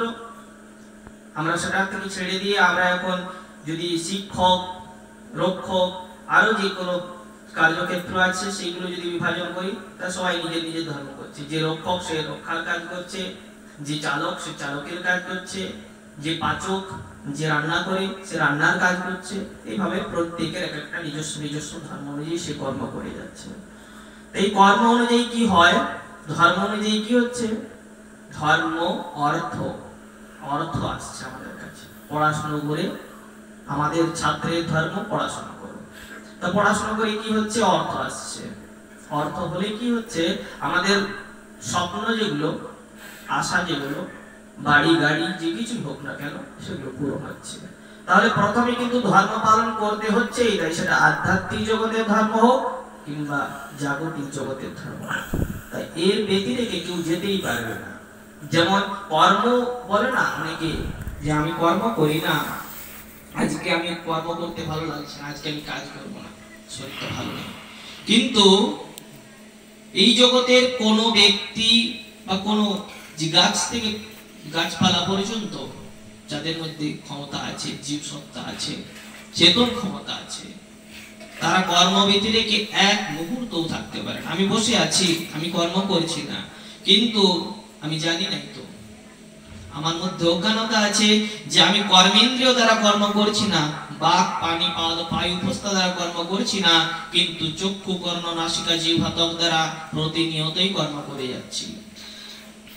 আমার গায়ে যদি এখন একটা মশা বসে, আমি সেটা অনুভব করতে পারবো। অনুভব বা চিন্তা করছি যেটা, সেটা কর্ম নয়, সেটাও কর্ম। কর্ম ব্যতিরেকে কেউ থাকতে পারে না। তেমনি ধর্ম যেটা, প্রত্যেক জীবের যে যে পথে হাঁটছে সেই পথের ধর্ম অনুযায়ী সে কর্ম মানে ধর্মটাকে অনুসরণ করছে, এবং সেই ধর্মই তাকে অর্থ এনে দিচ্ছে, এবং সেই অর্থ দিয়ে সে তার কামনাগুলো পূর্ণ করছে। এই কামনার একদিন তৃপ্তি হয়। একটা সময় যাওয়ার পরে বয়স্ক মানুষদের মুখে শোনা যায় না, যায় তো আর ভালো লাগছে না, এবারে যাওয়ার সময় এসেছে, আর পাচ্ছি না। কেন? যে সংসারকে তুমি এতদিন আগলে রেখেছিলে, যে সংসারের একটা চুল কাউকে নিয়ে যেতে দিতে না, আজকে তাকে তোমার ভালো লাগছে না। কেন লাগছে না? তোমারই তো জিনিস। যে সন্তানকে তুমি একদিন কোলে পেটে মানুষ করেছিলে, আজকে সেই তোমার চোখের বিষ হয়ে যাচ্ছে। কেন? বৌমার হাতে পড়েছে বলে না। আসলে একটা সময় গিয়ে সকলেরই এরকম পরিস্থিতি হবে যে কামনাগুলো একদিন পূর্ণ হবে। কামনাগুলো পূর্ণ হওয়ার পরে তার তখন আরেকটা ইচ্ছা জাগবে, মুক্তির। এই মুক্তির ইচ্ছা জাগে যখন, তাই প্রথমেই যেটা পদ্মা মহাজনেরা বলছিলেন যে আমরা তো ভুলে থাকি। প্রথমে কৌতূহলে তখন বোধ থাকে না, তারপরে দ্বিতীয় সময়কাল যৌবনের সময় তখন তো পাপ পুণ্যের ভয় থাকে না, কি করব না করব সেটা চিন্তা করার সময় থাকে না। আর চিন্তা না করলে তো কিছু বেরোয় না, চিন্তা করার সময় থাকে না। তৃতীয় সময়কাল যখন হয়, তখন বিয়ে হলো, স্ত্রী পুত্র হলো, পরিজন হলো, এখন কি করে ভজন করবো? এখন তো আমার বিয়ে হয়েছে শুদ্ধ, এখন আমার স্ত্রী পুত্র পরিজন অনেক আত্মীয় স্বজন হয়েছে, এখন আর কিছুদিন যাক, ছেলেগুলো বড় হয়ে যাক, তারপরে ভজন করবো। তো ছেলে বড় হলো, তা করতে করতে ছেলের বিয়ে দেওয়ার সময় হয়েছে, ছেলের বিয়ে হলো, তা করতে করতে নাতি হয়েছে, নাতনি হয়েছে, নাতি নাতনি হয়েছে, এখন তো আমার তাদের সাথে খেলা করার সময়, এসো দাদু, এসো পাশে বসো, এখন তো তাদের সাথে খেলা করবো। আর কিছুদিন যাক না, এখন তো সময় আছে, কে জানে এখন বেঁচে থাকবে। কারণ মরার কথা বললেই তো সকলের এখন নানা অশুভ কথা বলতে নেই। কেন অশুভ কথা? কেন জন্মের কথা বললে তোমরা অনুষ্ঠান করে দিচ্ছ, বেলুন ফুলিয়ে কেক কেটে অনুষ্ঠান করে দিচ্ছ, কেন মৃত্যুটাকে মানতে তোমাদের এত অস্বীকার? না, মৃত্যুকে তো আমি ভয় পাই না। না, মৃত্যুকে যদি তুমি ভয় নাই বা পেয়ে থাকো, তাহলে মৃত্যুর কথা বলতে আলোচনা করতে তোমার দোষটা কোথায়? তুমি তাহলে ঘাবড়াচ্ছ কেন মৃত্যুকে? আসলে সে মানতেই চায় না যে আমি কোনদিন মরবো বলে, তার জন্যই সে শুনতে চায় না। জন্মের যে বলবে যে আমি মৃত্যুকে ভয় পাই না, তার সামনে যদি বসে আধ ঘন্টা যদি তার সাথে মৃত্যুর আলোচনা করে দেওয়া হয়, বলবে আর ভালো লাগছে না। কিন্তু জন্মের কথা নিয়ে সে বছর ক্যালেন্ডার তৈরি করে দিচ্ছে, কার্ড ছাপাচ্ছে, বহু কিছু হচ্ছে, এবং বহু বছর ধরে সেই ছোট্ট ছেলের জন্মপ্রাশন অন্নপ্রাশনের ছবি দেখে দেখে আনন্দ উপভোগ করে যাচ্ছে। জন্মটাকে এত ভালো করে দেখতে পাচ্ছে, কিন্তু মৃত্যুটা সত্য হলো তাকে স্বীকার করতে পারছে। তো ধর্ম, অর্থ, কাম, মোক্ষ, এই চারটি হচ্ছে পুরুষার্থ। এই ব্যতিরেকে কেউ অন্য পথে যেতে পারে না, কর্ম ব্যতিরেকে কেউ থাকতে পারে না। তো এইভাবেই যখন কামনা শেষ হয়, কামনা তৃপ্তি হয়, তখন মুক্তির লালসা জাগে, কিন্তু সময় শেষ হয়ে যায়। তো সময় শেষ হওয়ার আগেই কিন্তু সবাইকে সতর্ক হতে হবে যে জীবনের চাকা কালের চক্র বক্র গতিতে ঘুরছে অবিরত। আজকে যারা কালের শীর্ষে, কালকে তারাই হবে পদানত। অতএব আজকে আমি যে আসনের লালসায় বা যে আসনের উপর বিরাজ করে আমি গর্ববোধ করছি, সে একদিন কোন মহামানবের ভ্রুকুটির দোলনায় আমার সেই আসনচ্যুত হতে হবে, তা কেউ জানে না। তাই সবসময় সতর্ক, কারণ জীবন পথ খুব দুর্গম পথ। এটা খুব সাধারণ ভাবে নেয়, সবাই খুব সহজ ভাবে নেয়, কিন্তু অতীব জটিল পথ। তা এই সমস্ত কিছুর মধ্য দিয়ে যখন ওই সনকাদি ঋষিগণ তাকে বোঝাচ্ছেন নারদকে যে সব শেষে গিয়ে যে ফলটা আমাদের জীবনের শেষে গিয়ে আমরা ভক্তির কথা, আধ্যাত্মিক জগতের কথা চিন্তা করি, ঠিক তেমন ভাবে একটা গাছের ফল ঠিক তেমনই, যে ওখানে গিয়ে আমাদের সমস্ত স্বাদটুকু থেকে থাকে, মানে জীবনের উপলব্ধির স্বাদ থাকে না, জীবনের শেষে অবস্থাতে গিয়ে না এবারে কিছু করতে লাগবে। আর তো কই কি হবে, তখন তো করতে চলতে পারবো না, বলতে পারবো না, শুনতে পাচ্ছি না। কোথাও ভাগবত কথা হচ্ছে শুনবো করতাম দিয়ে, কান তো নষ্ট করে নিয়েছি কলহের মধ্য দিয়ে, তা কান নষ্ট হয়ে যাবে, বলার কথা থাকবে না। আমি এমন ব্যক্তিকে দেখেছি মনে ভক্তি আছে, তা আমি জিজ্ঞেস করেছিলাম তাকে, দাদু তুমি লিখছো কেন জয় রাধা মদন গোপাল কীর্তন গুলো তিনি লিখে যাচ্ছেন, তো লিখছেন কেন? বলছেন যে বাবা আমার তো গান করবার ক্ষমতা নেই, আর এই বয়স আর পারি না, গলা বন্ধ হয়ে গিয়েছে, কথা বলতে কষ্ট হচ্ছে, তাই আমি লিখে যাই মনের ভাবগুলোকে, সেটা তিনি কাগজের মাধ্যমে কীর্তন করছেন, কিন্তু তার সেটা হচ্ছে। তিনি করার একটা পথ, আমরা তো সবসময় অসুবিধাগুলোকে এনে আমাদের পথের মাঝখানে দাঁড়িয়ে দিই। আজকে পড়াশোনার ক্ষেত্রে হোক, কার্যক্ষেত্রে হোক, এটা আমার বাধা, এটা আমার বাধা, কিন্তু কিভাবে সেই বাধাকে লঙ্ঘন করে এগিয়ে যাব সেই চিন্তা কখনোই করিনি, অসুবিধাগুলোকে বারবার চিন্তা করি। তো তিনি বলছেন যে আমি তো কীর্তন করতে পারি না, তাই খাতায় লিখে লিখে কীর্তন করছি। এখন যখন আমাদের একটা সময় আসবে, যখন মনে হবে যে না এবারে তো শেষ সময় হলো, এবারে কিছু আধ্যাত্মিক জগতের কর্ম করা ভালো, কিন্তু তখন আর শরীর সহায় দেবে না, কারণ শরীর ও মাধ্যম খলু ধর্ম সাধারণ, সাধন যে কিছুর জন্যই শরীর প্রধান, তো তখন শরীর প্রধান হলেও শরীর তো ঠিক থাকবে না, তার জন্যই প্রথম পূর্বাবস্থা থেকে কর্ম করতে লাগে। এই সমস্ত কিছু দিয়ে জীব তো এগিয়ে যাচ্ছে। এদিকে যখন নারদকে উপদেশ দিচ্ছেন যে দুধের মধ্যে ঘি তো থাকেই, আর এখানে দুধের কথা বলছেন কি উপনিষদ বেদ, যে আমরা 4 বেদ শুনেছি, উপনিষদ হয়তো অনেকে না জানা থাকতে পারে, অনেকে হয়তো নাও শুনতে পারেন, নাও পড়তে পারেন। তো বেদ তো সকলেই শুনেছেন, 4টে বেদ, ঋক সাম যজু অথর্ব। এই বেদ খুব বৃহৎ, অনন্ত শাখা, অনন্ত কিছু, তার মধ্যে অনন্ত ব্রাহ্মণ, আরণ্যক, সংহিতা, এরকম ভাবে বহু ভাগ আছে। প্রত্যেক অবস্থার জন্য, ব্রহ্মচর্যের জন্য একরকম, গৃহস্থের জন্য এরকম, বানপ্রস্থের জন্য এরকম, সন্ন্যাসীর জন্য এরকম, তো প্রত্যেকটা ভাগ আছে। এত কিছু দিয়ে একজন মানুষ বুঝতে পারবে না, কারণ তার সময় সীমিত। সে ভাবছে আমি অনন্ত সময়ের মধ্যে আছি, কিন্তু না, তার তো খাওয়াতে ঘুমাতেই কেটে যাচ্ছে কতটা সময়। যদি কোনো সময় খাতা কলম নিয়ে বসে দেখা হয়, তো জীবনের কত সময় পেরিয়ে যায়। এটা ভর্তৃহরি তার নীতিশতক শ্লোকে বলছেন।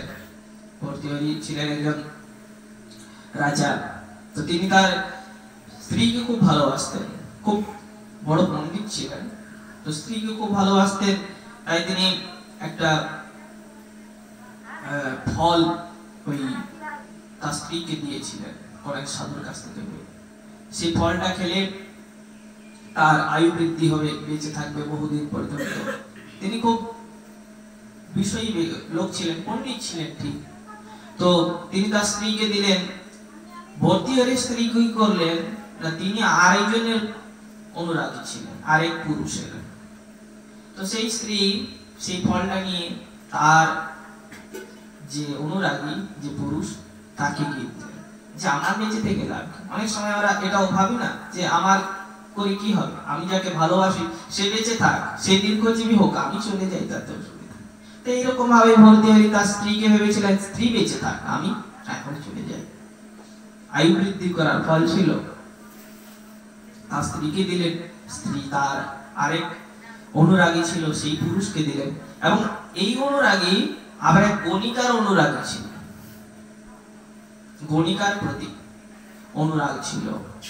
তা সেই পুরুষ আবার গণিকাকে গিয়ে দিল ফলটা। এরপরে কি হয়েছে না, ওই গণিকা আবার রাজকুমারের প্রতি, মানে রাজার প্রতি তার একটা অনুরাগ ছিল। তো যখনই ওই পুরুষ পুরুষ যখন ওই গণিকাকে ফলটা দিল, তখন সে মনে মনে চিন্তা করলো, আমি বেঁচে থেকে লাভ কি, আমার আয়ু বৃদ্ধি হবে তাতে কি এসে যায়। আমরা অনন্ত যদি এবার তাকিয়ে দেখা হয় আকাশের দিকে, তাহলে এই জগৎটা ছোট নয়, অনন্ত আকাশ, এটাও আকাশ।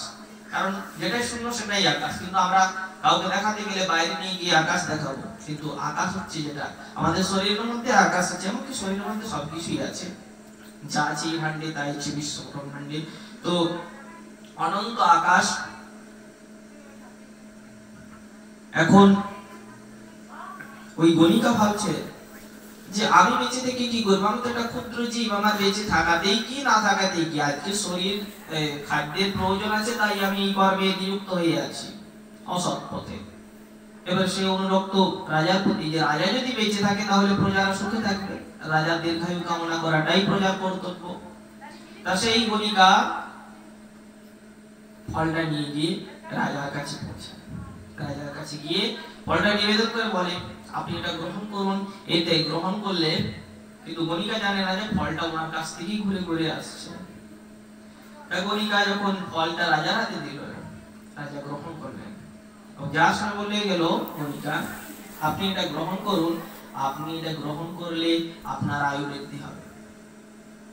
তা রাজা যখন জিজ্ঞেস করছেন যে এর দ্বারা আয়ু বৃদ্ধি হয় কি হবে, আপনি, আপনার যদি আয়ু বৃদ্ধি হয় তাহলে আমাদের রাজ্য ভালো থাকবে, প্রজাদের হিত কামনায় আপনি কাজ করবেন, তাই এই হিসাবে আপনাকে ফলটা আমি দিলাম, আপনি গ্রহণ করুন। এখন রাজা মনে মনে ভাবছেন যে যাকে আমি আমার সবচেয়ে প্রিয়তমা মনে করতাম, যাকে আমি আমার সবচেয়ে কাছের মানুষ মনে করতাম, সেই যে আমার অন্তরালে অন্য কোথাও জড়িত আছে, এটা আমার জানা ছিল না। খুব অনুরক্ত ছিলেন তিনি, 3টে শতক রচনা করেছিলেন। শতক মানে 100টা করে শ্লোক আছে সেখানে। একটা হচ্ছে বৈরাগ্য শতক, একটা নীতি শতক, একটা শৃঙ্গার শতক। শৃঙ্গার হচ্ছে যেটা প্রেমের শতক। এই 3টে শতক রচনা করেছিলেন। তো প্রথম শেষ তার শতক হচ্ছে বৈরাগ্য শতক। এই বৈরাগ্য শতক তখনই লিখেন তিনি যখন তার বিষয় থেকে, মানে সংসার, যে যখন উনি ওই ফলটা তার হাত থেকে তিনি স্ত্রীকে দিয়েছিলেন এবং সেই ফলটাই ঘুরতে ঘুরতে একটা সময় তার কাছে এসে পৌঁছালো, তখন তিনি মনে মনে ভাবলেন, এতদিন যাকে ভালোবেসেছিলাম সেটা আসলে আমার ভ্রম ছিল। অতএব আর নয়। সেই মুহূর্তেই তিনি যখন পরীক্ষিত মহারাজ যেরকম দেখলেন যে আমার আর সময় নেই, আমাকে বেরিয়ে যেতে হবে তৎক্ষণাৎ, আমি যদি জানি আমার কালকে মৃত্যু অবশ্যম্ভাবী, আমি কিন্তু আর বিলম্ব করব না। কিন্তু আমরা জানি না তো। তাই যুধিষ্ঠির মহারাজ বলেছিলেন যে সবচেয়ে বড় সত্য হলো সেটাই যে জীব ভাবতে চায় না কখনো আমি মৃত্যুশীল, বা আমি আর কয়েকদিনের অতিথি মাত্র। এটা একটা গেস্ট হাউস পৃথিবীটা, আর কিছুই না। সেটা শান্ত মনে কোন এক নির্জন স্থানে বসে ভাবতে লাগবে, না হলে মনে হবে যেটা কোনো ছল কথা কিংবা গল্প কথার মতো এখানে বলা হচ্ছে। কিন্তু সত্য কথাগুলো মানতে গেলে অনুভব করতে লাগে। তো এইভাবে যখন বরদেহরি বুঝতে পারলেন, তখন তার বৈরাগ্য জন্মালো। তিনি সংসার ত্যাগ করলেন, রাজত্ব ছেড়ে দিয়ে চলে গেলেন।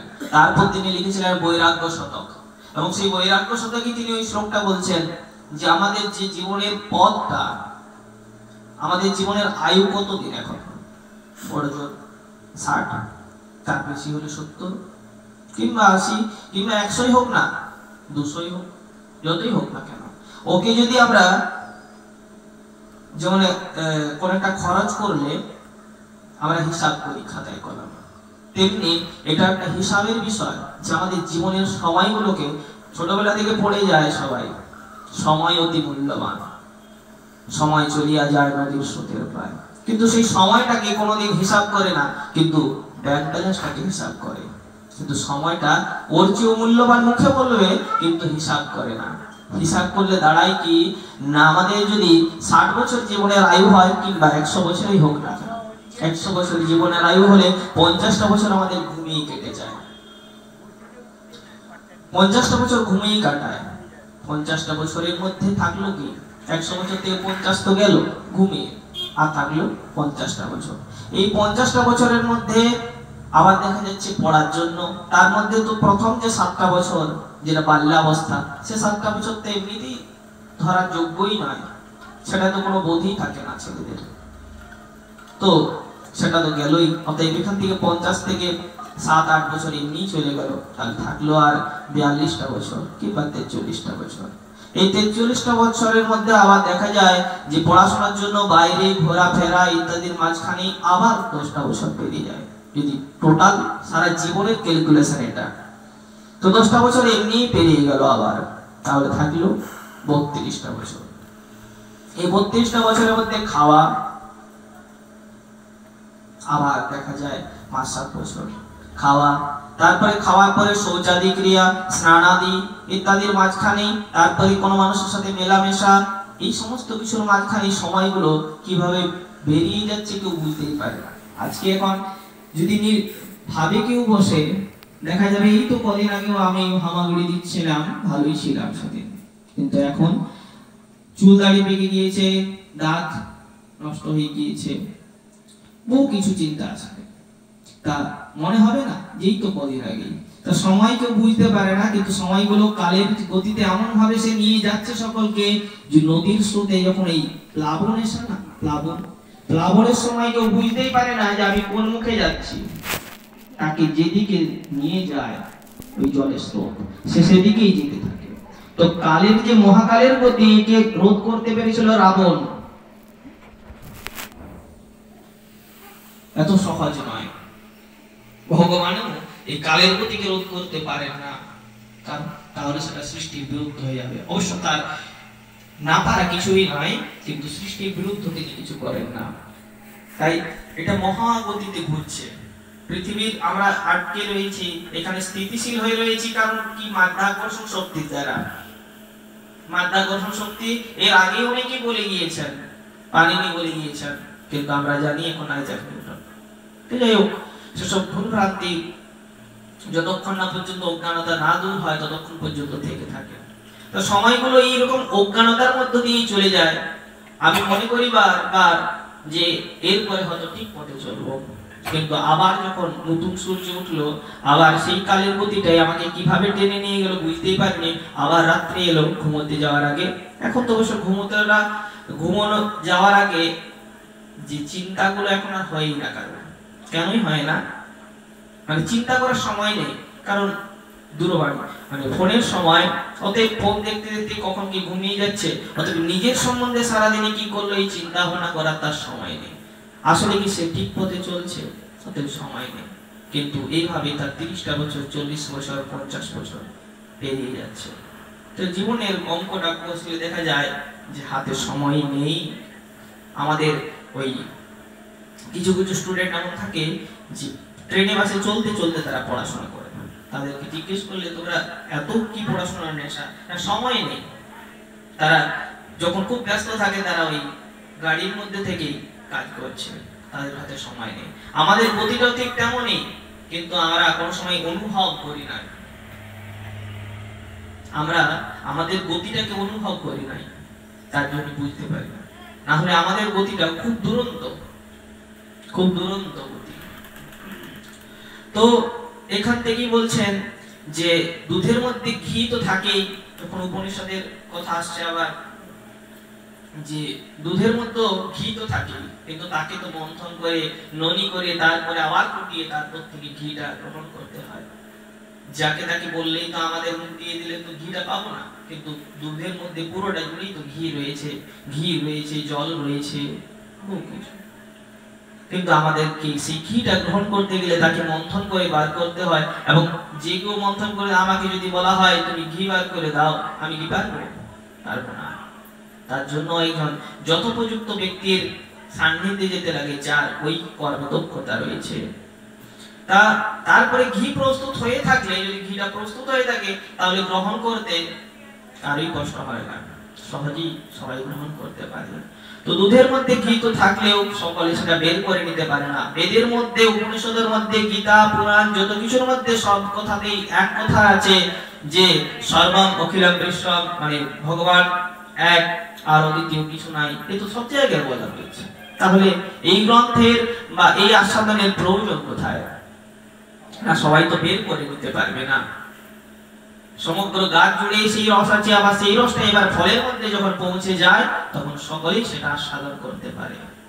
তাই চিনি যেমন আখের সর্বত্র রয়েছে, আখ থেকে চিনি হচ্ছে, কিন্তু সেই চিনিটাই তো আখের সর্বত্রই রয়েছে। কিন্তু আমরা তো চিনির স্বাদটা আখ খেলে পাই না, আবার আখের স্বাদ চিনি খেলে পাই না। প্রত্যেকের একটা নিজস্ব স্বাদ আছে। চিনি আখের সর্বত্র ছড়িয়ে থাকে, কিন্তু আখ থেকে পৃথক করে প্রস্তুত চিনির স্বাদ খুবই বিশেষ ধরনের হয়, তাই না? এইরকমই হলো ভাগবত কথা। বেদ, উপনিষদ, পুরাণ সবকিছুর মধ্যে তিনিই আছেন, তার ব্যতিরেকে কিছুই নাই।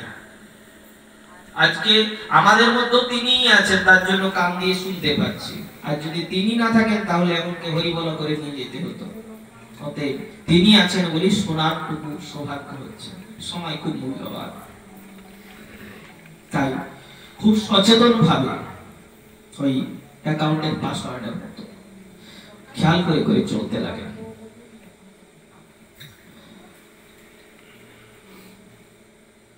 পুরাকালে এক সময় যখন বেদ বেদান্ত পারঙ্গম এবং গীতার মতো গ্রন্থের রচয়িতা ভগবান ব্যাসদেব দুঃখিত হয়েছিলেন, নারদকে বলছেন আর কি, যে একটা সময় এই ব্যাসদেব যে পুরাণ আদি রচনা করলেন সেই ব্যাসদেবও কিন্তু দুঃখিত হয়েছিলেন।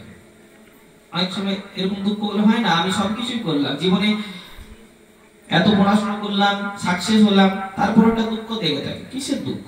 তুমি তো যেটা পাওয়ার ছিল সেটা পেয়ে গিয়েছো, যা রচনা করার ছিল। আমরা তো নিত্য আবিষ্কার করছি না, নিজের জীবনকে আবিষ্কার করছি, কাব্য, সাহিত্য, দর্শন, বাড়ি ঘর সবকিছু তো আবিষ্কার করছি। আবিষ্কার করার পর দুঃখ যাচ্ছে না কেন? এইরকমই আবিষ্কার করেছিলেন ব্যাসদেব গ্রন্থাদি। তো গ্রন্থ রচনা করার পরেও তার দুঃখ যখন গেল না, তিনি বিষণ্ণ চিত্তে বসে রয়েছেন, তো তখনই এই নারদেই কিন্তু গিয়ে বলেছিলেন ওই চারটে শ্লোক। চারটে শ্লোকের উপদেশ তো তুমিই দিয়েছিলে, আর সেই উপদেশ শুনেই তো তার দুশ্চিন্তা গিয়েছিল। তাহলে আজকে কেন তুমি দুশ্চিন্তাগ্রস্ত? কেন তুমি মুক্তির উপায় নিজে থেকে খুঁজে নিতে পারছো না?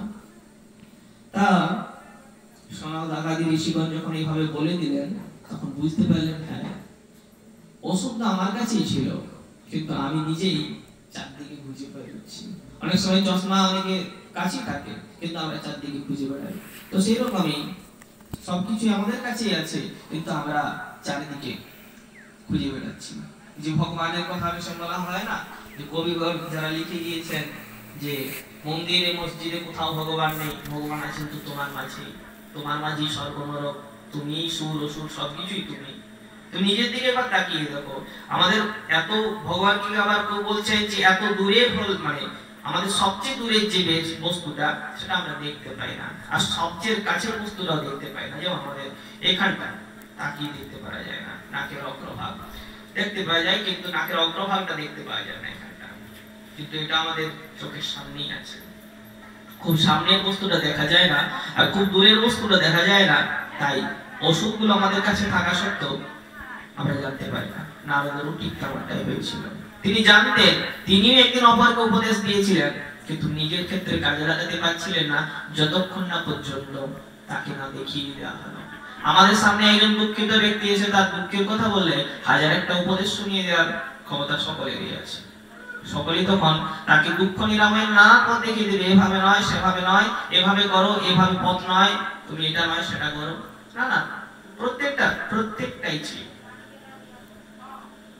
যে কোনো পথের দুঃখের কথা হোক না কেন, সে তার পথ দেখিয়ে দেবে। কিন্তু যখন নিজের বিপদ আসবে, নিজের মন যখন শান্ত হয়ে পড়বে, তখন কিন্তু তার নিজের ওষুধটাই নিজের ক্ষেত্রে কাজে লাগবে না, যতক্ষণ না পর্যন্ত একজন বিবেচক ব্যক্তি এসে তাকে দেখিয়ে না দেয়। তো নারদেরও ঠিক তেমনটাই হলো। নারদ ওই জ্ঞান বৈরাগ্যকে মুক্ত করার ইচ্ছায় তিনি এত বেশি বিচলিত হয়ে পড়ছিলেন। এই জন্য বিচলিত হওয়া চলে না। আমাদের যাজ্ঞবল্ক্য সংহিতার সেখানে বিদ্যাত্রয় বলা হচ্ছে, আন্বিক শিক্ষিত বিভাগ। এই জন্য বিচলিত হতে বলেন না কখনোই। যে কোনো একটা জিনিস হারিয়ে গেল, কিছু হলো, তুমি বিচলিত হইও না। প্রথমে শান্ত হও, শান্ত হও, ধীর হও, স্থির হও। যেটা হারিয়েছে সেটা হারিয়ে দিতে দাও। এখন ধীর হয়ে ভাবো যে সেটা তুমি কোথা থেকে হারিয়েছো, কিভাবে হারিয়েছো। মনটা স্থির হলে সবকিছু পাবে। কিন্তু এতই বেশি বিচলিত হয়ে যায় যে মনটা স্থির থাকে না, তাই ঔষধও বেরোয় না। নারদ তাই বিচলিত হয়ে পড়েছিলেন এতটাই যে তার কাছে থাকা পথটাও তিনি দেখতে পাচ্ছিলেন না। তাই সনকাদি ঋষিগণ বলে দিলেন যখন, তখন তিনি চিন্তা করতে পারলেন যে বলছেন আর কি নারদকে, এতে আপনার অবাক লাগছে কেন আর আপনি প্রশ্নই করছেন কেন? মানে এই যে জ্বরাগ্রস্ত হয়েছেন, কিভাবে মুক্তির উপায়, এই যে প্রশ্নগুলো হচ্ছে, আর এগুলো আপনি কেন প্রশ্ন করছেন কিভাবে মুক্ত করা যায়? আর শোক ও দুঃখ বিনাশকারী শ্রীমদ্ ভাগবত পুরাণই আপনার পক্ষে তাদের শোনানো উচিত। আপনি এরকম সন্ধান করছেন, এটা শোভনীয় কি? যার অর্থের ধন্দৌলতে ঘর মরাই হয়ে আছে, সে যদি রাস্তায় ভিক্ষার পাত্র নিয়ে দাঁড়িয়ে থাকে, সেটা শোভনীয় নয়। যার যেটার অভাব আছে সেটা নিয়ে সে যদি পথ চলে তাহলে সেটা ঠিক, কিন্তু যার কাছে ধন আছে সে যদি ধনের লড়াই হয়, সেটা এক প্রকারের দৃষ্টিকটু। বলে খাই খাই সমান, যে যত পায় সে তত না। তো এইরকমই বিষয়। কিন্তু এটাই যদি কোনো কুমোরের কাছে পৌঁছে দেওয়া হয়, সেটা থেকে একটা নতুন বস্তু তৈরি করে দিতে পারে। তাই একটা বস্তু একটা সৎ ব্যক্তির কাছে পৌঁছানোটাও একটা ভাগ্য। একটা ভালো বন্ধু, একটা ভালো মানুষের সংস্পর্শটাও বহু জন্মের ভাগ্য ফলে মিলে। আজকে জীবনের যেগুলো যেগুলো পাচ্ছি, তাই কষ্ট হোক, যন্ত্রণা হোক, পাড়া প্রতিবেশী হোক, সমাজ হোক, আমার আত্মীয় স্বজন কুটুম্ব হোক, তারা সকলেই আমার কর্ম অনুযায়ী প্রাপ্ত। আমার জীবনে যেমন চাকরি ক্ষেত্রের পোস্ট, ঠিক এটাও একটা পোস্ট, কেবল ভাবতে চাই না তাই বুঝতে পারি না। আমি ভালো পড়াশোনা করলাম, আমি একটা পোস্ট পেলাম, আবার একটু কোয়ালিটি হলো, আর একটা পোস্ট থেকে আমাকে আবার পোস্টে আমার ট্রান্সফার হলো। তো জীবনটাও ঠিক এমনই, কোনো বিচিত্র নেই। যা আমি ওদিকে দেখছি তাই এখানে ঘটছে। এখানেও যেমন প্রধানমন্ত্রীর সাথে দেখা করতে গেলে আমি ডিরেক্ট দেখা করতে পারবো না, আমাকে একটা মাধ্যম দিয়ে যেতে লাগে। তেমনি ভগবানও তেমনি, সে একটা মাধ্যম দিয়ে তার কাছে পৌঁছাতে লাগে, যেটা গুরুদেব। কেউ চাইতে পারে না একবার এই প্রধানমন্ত্রীর সাথে দেখা করতে। তো এই জগতে যে রীতিগুলোই চলছে, যে রীতি চলছে, সমস্ত রীতিটাই আধ্যাত্মিক জগতের, পারমার্থিক জগতের রীতির সাথেই মিল আছে, কোনো আলাদা নেই। একটাই ফর্মুলাতে বহু অঙ্ক হতে পারে, কিন্তু ফর্মুলা একটাই, নীতি একটাই, একটাই মনুষ্যত্ব নীতি। কিন্তু সেই মানুষের জাতি একটাই, মানুষের জাতি, কিন্তু তার মধ্যে কত বিশেষত্ব। প্রত্যেক মানুষ প্রত্যেকের থেকে আলাদা, প্রত্যেক কর্মের একটা বিভাজন আছে, প্রত্যেকের থেকে প্রত্যেকের গুণ আলাদা। কিভাবে হয়? একটা ছেলে জন্মের সাথে সাথে স্কুলের ছাত্র, একই মাতৃগর্ভ থেকে উৎপন্ন শিশু, কেন একই রকম হতে পারে না? আমি তো সকলকে একই রকম সিঞ্চন দিয়েছি, জল সেচন করেছি, কিন্তু একই রকম ফল কেন দেয় না? কেন দেয় না? আসলে প্রারব্ধ তো তার। তাই বৃক্ষ হোক, তাই মনুষ্য হোক, তাই জাতি হোক, এটা এই জাতির মধ্যে আমিও পড়ি, অতএব আমার মধ্যে সেটাই চলছে। তাই জীবনে যেগুলো পাচ্ছি, দুঃখ হোক, যন্ত্রণা হোক, আমার একটা সময়ের, আমি যখন বেলুড় থেকে যাচ্ছিলাম, তো বেলুড় থেকে যাওয়ার সময় আমার মানিপাস হারিয়ে যায়, পকেট মার হয়। তো সেখানে ছিল আধার কার্ড, ভোটার কার্ড, সমস্ত নথিপত্রই সেখানে ছিল। আমার যখন মানিপাসটা নিয়ে নিল, পকেটটা ছোট ছিল বলে, খুব ভিড় ট্রেনের মধ্যে, আমি ভাবলাম হাতে দেওয়ার সাথে সাথে একটা চমক হয় না, আশ্চর্য লাগে, নিয়ে নিয়েছে। কিন্তু একটা আনন্দ পেলাম আমি, হয়তো সেখানে অনেকের হাসির বিষয় হতে পারে। আমি সেই অমুক্ত মানুষগুলোর ব্যথা সেই বুঝতে পারে, যা রাত্রিতে একবার অনাহারে থাকতে হয়েছে। তো মাঝে মাঝে অনাহারে থাকাটাও অপরের দুঃখ বোঝার জন্য প্রয়োজন, নাহলে বুঝতে পারে না। শীতের রাত্রিতে আমাদের কাছে কম্বল সবকিছুই আছে, আমরা বুঝতে পারবো না রাস্তার মাঝে পড়ে থাকা মানুষগুলো। কিন্তু এতে দুঃখী হওয়া দরকার আছে, কারণ এটাই জীবের স্বরূপ, দুঃখিত হবে। কিন্তু সকলেই নিজের দিকে যদি তাকিয়ে দেখা হয়, প্রারব্ধ নিয়ে এসেছে, তাই বন্ধু বান্ধব, আত্মীয় স্বজন, পাড়া প্রতিবেশী সবকিছুই আমার প্রারব্ধ অনুযায়ী, এমন কিছুই নয় যেটা আমি করে আসিনি এবং পেয়ে যাচ্ছি। আমাকে কেউ এমন নেই যে আমাকে কিছুই করলাম না, কোনো ফ্রেন্ড নেই, কিছু নেই, হাদা হুদা একটা ছেলেকে নিয়ে গিয়ে আমাকে প্রাইম মিনিস্টারের পোস্ট দিয়ে দেবেন। তবে যোগ্যতার প্রয়োজন আছে, আর সেটা আমাকে করে করে জন্ম জন্মান্তরে, এই জন্মে না হোক আগামী জন্মে, গত জন্মে করে এসেছি, সেই অনুযায়ী ফল পায়। এই জন্মে যে বন্ধু বান্ধব পাওয়া, সেটাও বলছেন, বা এরকম মানুষের সান্নিধ্য পাওয়া, সেটাও অনেক ভাগ্যের ফল। দেখা যাবে যে ভাগবতের ওখানে বা ভাগবত কথার মধ্যে সেসব প্রসঙ্গ আসে না, যদিও অনেক আনা যায়। যেমন আমাদের গোস্বামীগণ বা আরো পরবর্তীতে যারা মহান্তগণেরা ছিলেন, তারা অনেকে আক্ষেপ করেছেন বিরহ, যে আমরা কেন তার সান্নিধ্য পেলাম না। তো এই যে সান্নিধ্য পাওয়াটা, কেন আমি মহাপ্রভুর কালীন আমি আবির্ভাব, কেন আমার জন্ম হলো না, তো এই সমস্ত বিষয়গুলো কিন্তু ওই